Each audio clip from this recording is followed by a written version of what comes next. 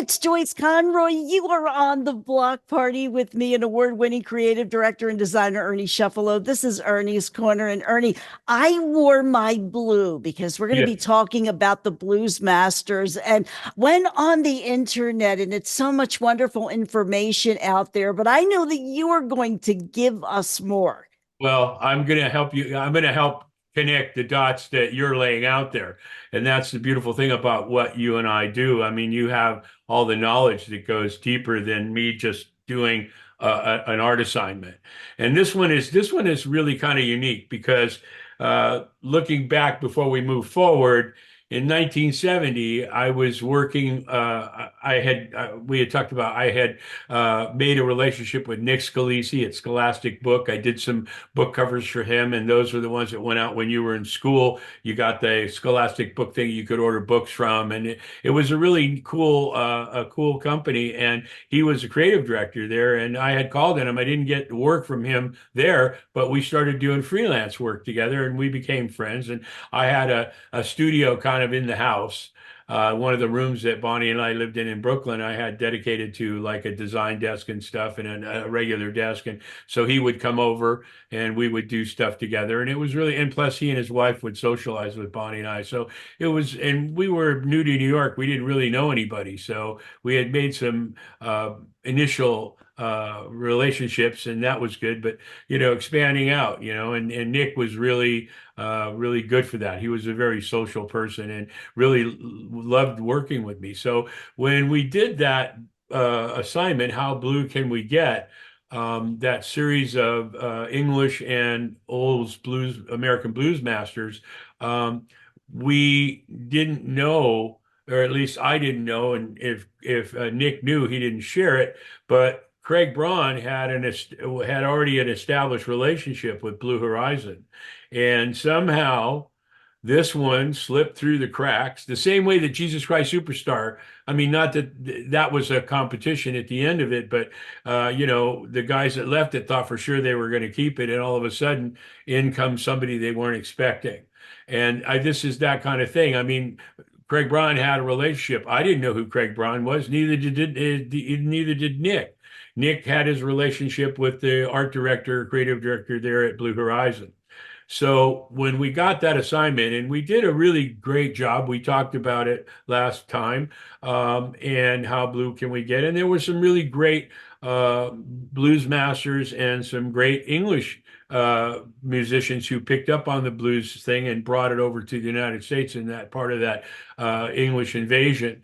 And so when this assignment came up, Nick had moved on. I was now working at Craig Braun. And we had talked about this before. There were other assignments than the Rolling Stones song that I worked on while I was there at Craig's. When I knew that I was coming to LA, there were assignments that I needed to do before I could leave. And I knew about a month and a half before I actually left to go to Los Angeles that I was finishing stuff up and taking on new assignments, because at this point the art department was me and a production artist up there on the third floor. So this project came along, and the fact that Craig had seen the work that I had done for How Blue Can We Get, he kind of, it was funny because I remember it wasn't in my initial meeting with him, because that was really Jesus Christ Superstar and this logo that he needed for the Stone. So we didn't really go a whole lot deeper. I showed him some corporate work. I showed him the Dolls Alive stuff that we did, and that's pretty much where it ended. As I was working there, he asked to see more and more stuff. And lo and behold, I showed him some of the How Blue Can We Get stuff. And I remember I was in the art department. He came up to the third floor, and I had brought some stuff in, and I had those out there, and he looked at it, and again, I didn't really know that he had the relationship and that we had taken this project away. And that's when he shared it with me, that, and he kind of thought it was kind of cool, because now the guy that took away the project is now working for him. And so there was this kind of snicker on his face. And at that point, I was really loving working there at Craig Braun. It was great. It was like my life had been leading up to that with all this music stuff, and it was right in something. It's like you when you love a music, and all of a sudden it becomes your career. And it's like, God, I never had to have a job. This is something I just love to do. And I can't believe I feel guilty people paying me to do it. So it was one of those kind of situations. And he thought that it was pretty clever. And then not long after that, well, actually, quite a bit after that, um, he had called me down to his office, and I was there with Tony Graboy, who was his vice president, head of sales, who ended up being my partner at Pacific Ioneer. But Tony was the account executive on Blue Horizon, and they got this project uh, well, for the Blues Masters. It was 40 Blues Masters, and they needed it pretty quickly. And I needed it, and I was up. I mean, I had been working on other stuff and finishing up stuff that I had started. By this time, Jim Doyle, who had worked with me at Norman Levitt, Jesus Christ Superstar, was now the production artist at Craig Braun. I had brought him over, and a retoucher that I had had at Norman Levitt that was freelancing, and he would do some retouching at Craig Braun for different work that we were doing. So we got this assignment, and I needed to do something fairly simple. I knew that it was going to be 40 artists. And at this point, let me jump out of the picture for a second, because I want you guys to take just a minute to look at this. I'm not going to say anything. I'm going to kind of levitate myself out of here. And here you go.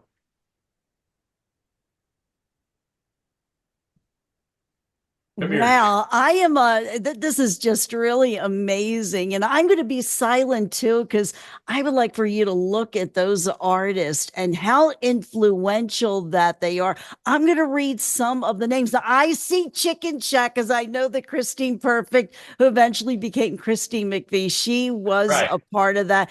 Wow, Johnny Otis, Muddy Waters, and Albert King. Little Walter, so many.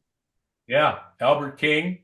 It keeps going on and on. And again, I liked the blues. I liked all kinds of music, but I never really got that involved till later on, after like in the 70s, and with that British invasion and music changing and the Beatles and stuff, and the Stones, and you really started doing a deeper dive on, not on the internet, because there was none, in the record stores. You'd go to the blues section, and you'd start seeing all these people whose names, a lot of them were on this series of albums that I had created. And it was amazing. I mean, I was really blown away. And so I needed to come up with something that would, I mean, we did the history of British rock volume 2. You saw what we did there. I mean, the good news here is that it was a series of albums, and then there were other pieces that spun off, like ads and different things that we did in this same format. But one of the things that I wanted to do was make it, again, look like it was like if you went to a grocery store and you bought something and they put it in brown wrapping paper, especially in the deli department. They wrap it up in brown wrapping paper and gifts and things. So I wanted it to be that kind of homey, kind of warm and fuzzy kind of feel. So, what we see here, let me go this way, is some of the covers for these different artists. I came up with a format that was basically lettering. It was lettering that was set, and I did an outline around it for the different names. And I created this simple border, and all the photography that I got was black and white. So when you have black and white photography, you have a couple of choices. You can you can print it in black and white, or you can try and, make it a sepia tone where it's more brownish kind of thing than black. Um, and I don't know, I didn't want to do the sepia thing because it was too old. Sepia was really big at the turn of the century. And by the 30s and 40s, black and white was really pretty cool. And there was some color in places, but not here.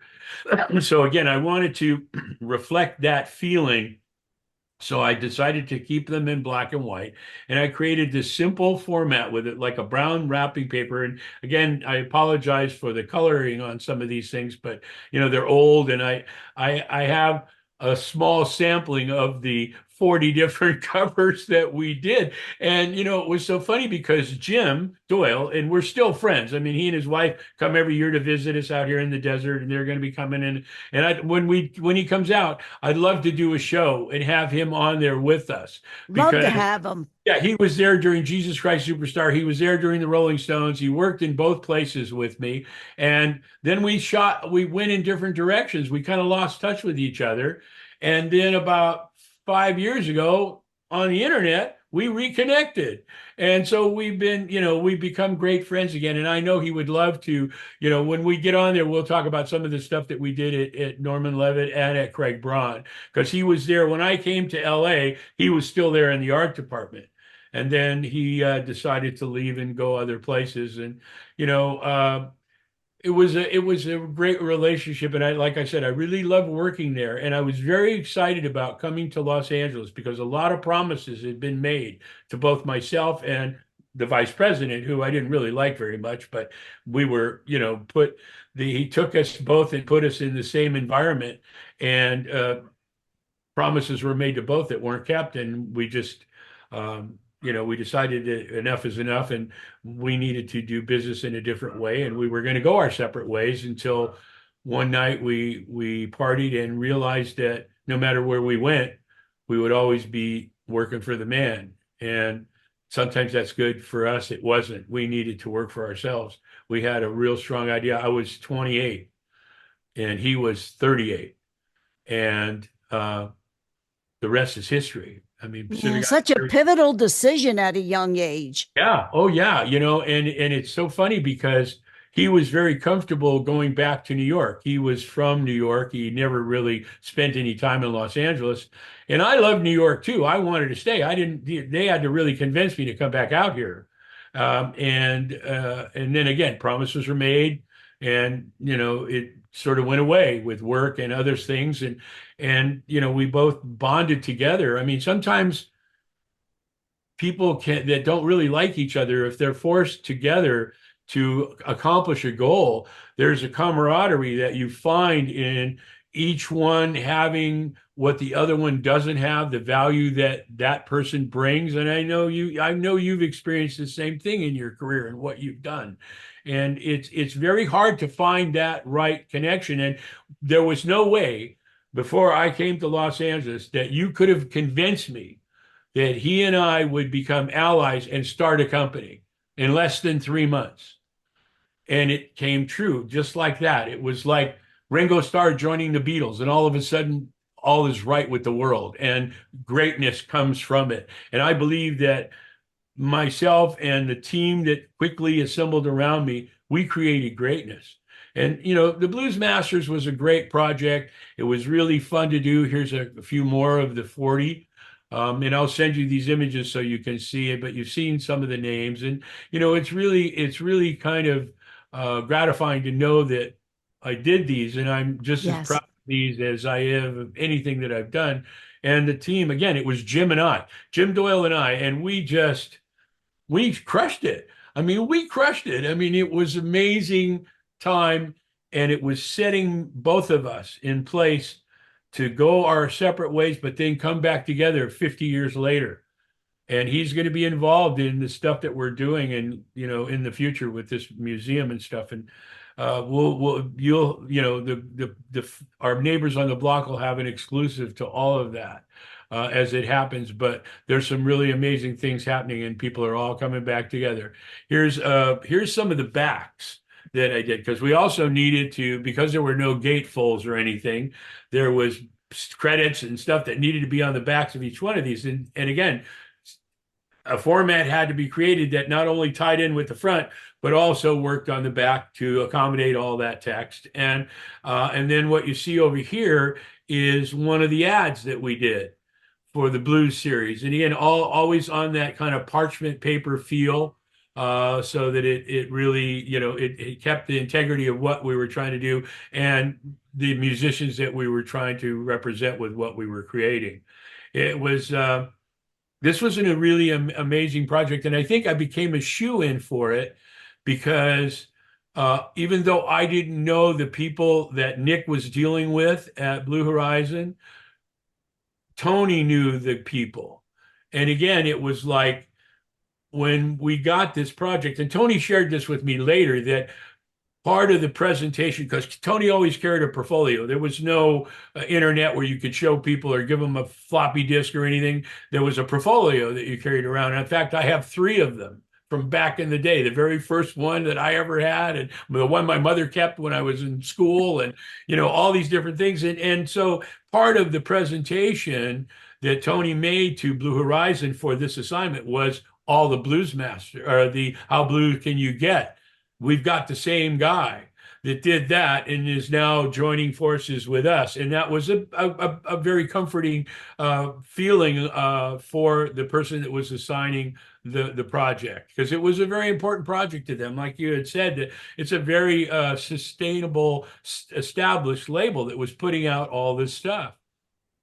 Yeah, Right. Neil Slavin and Mike Vernon, they were the two founders. And really, and it's endearing to me to know that you were involved with this history in some way. Yeah. Well, it shocked me too. I mean, I'm because again, sure. I didn't really realize, just like everything else we did a Stones tongue. Okay, well, I like the Rolling Stones, but I was a Beatles fan, you know, uh, and a lot of that kind of stuff that I had done was really great to know that I had done it, and never really realized how important it was until 50 years later. And it's still holding, its mud. I mean, a lot of Jesus Christ Superstar, it's always being released either on a city theater or a major Yeah. release, or, and it's really, and the Stones and the logo. And even though there's 100 variations of that logo, to be the chicken or the egg with that, whether it was myself or John Pache, doesn't really matter. It was being part of it, being part of something that was great. To be able to say I have a piece of that was really a great thing. And again, not something that I really focused on until years later, till the internet, because I never really looked back. I was always looking forward, Mhm. what was in front of me and trying to get the next project, and never really stopping and saying, well, remember when we did all this? Well, then the internet came along and it became very important. And for me, it became a way of reaching out to people like yourself and our neighbors on the block and other fans that love the music and now are discovering the art, or the other way around. I mean, it's really great to be relevant, and keep on creating history instead of becoming it. Oh, it's great. Yeah, when you were talking all about the decision to go with either when it came to those volumes of the Blues Masters, whether to keep the black and white or is it the sepia tone, I kept saying, I'm so glad he chose the black and white because Yeah. I think that really conveys nostalgia. Yeah, and it goes along with, it's not fancy, it's not die cut, it's not foil stamped, it's not slick, it's home done, it's down home. It's down home. It's like when you go to a Chitlin's place, or you get some barbecue and they put it in brown paper and you take it home and it's delicious. I mean, that was the feeling of the era, and that was why it was so important to do this. Unlike the how blues can we get, it was really not like this at all. It was on white background, and it had its own look and feel. But then getting this assignment really got me more into it, because after we did How Blue Can We Get, I started getting more into blues, uh, Hmm. and really understanding where all of it started and who started it and how it carried over. I see some of the stuff that I've done, but more over the stuff that Drew Struzan did and Bill Garland, the people that are trying to emulate their style, because they created something that didn't exist before. And now people emulate. There's an illustrator named Steve Chorney, who was an understudy of Drew's, that used to hang out at Pacific Eye, and he's a really incredible illustrator, just like Drew, and his stuff looks just like Drew's. But for me, that's always being like, well, this guy sounds. It's like the lead singer for Journey. Great singer, but he sounds just like the singer before. I mean, there's no. It it's great to have to blaze your own trail and have the ability to do it and the talent to do it, and more than anything else, be in the right spot at the right time. And we've talked about that many times. It's my throughout my career. This is another way of illustrating that, the connections and how they just intertwined, and what goes around comes around, and sometimes you're there and ready for it, and sometimes it goes right past you. I've just been lucky enough to have more right there waiting for it than the ones that swing by me. So It and is really something about connections. When you had the names up, all of a sudden, all these songs started coming to mind so for me. I've got a couple. If you've got a couple, and then you play the ones that you want. For me, it's Furry Lewis, his version of Glory Hallelujah, just amazing. And then Mississippi Joe Calcutt with Married Woman Blues. Those two songs really kind of resonate with me. But what are you choosing? Already, when I saw Big Joe Turner, now Big Joe Turner is considered like one of the early pioneers of rock and roll. I Yeah, believe he is in the Rock and Roll Hall of he Fame, is. and he Yes. should be, because he did shake, rattle, and roll. That is one, but flip, flop, and fly. Yeah. That is Yeah. a That's wonderful great. song. Peter Tork has done that with Shoe Yeah. Suede Blues, a lot of artists. And then, of course, Dust My Broom. I Yeah. think that's Elmore James. Yes, yes, and those are great choices, and any of those that you play, or maybe when you have a blues night, you can play them all. Well, guess what? On WHFCC, when we do our Ernie's Corner chats, in many ways, you help me to write the show because I tend to center the theme around what we've talked Oh, about. Because our great. neighbors are going to on the block are going to hear, especially on the third hour, a lot of great blues songs. I picked Oh, out the great. Paul Butterfield Blues Band, Sure. started looking at Christine Perfect, the Yeah. songs that Christine did on Blue Horizon. They Yeah. are available. And of Yeah. course, Peter Green's Fleetwood Mac. You always have to include them. Sure. Yeah, no, it's a great uh honor to be able to be with you and talk about these things. And again, I mean, they're 50 years old, and but they have such great memories, and they have meaning today. And that's one of the things that I've always tried to do with the work that I do. The creative end of it is to always try and never follow a trend, never follow a fad, try and create things that'll be timeless. And I think I can say that about a lot of things. These covers and stuff that you see here were done 50 years ago, over 50 years ago. This whole thing was done over 50 years ago, which is really pretty amazing. I mean, even to me.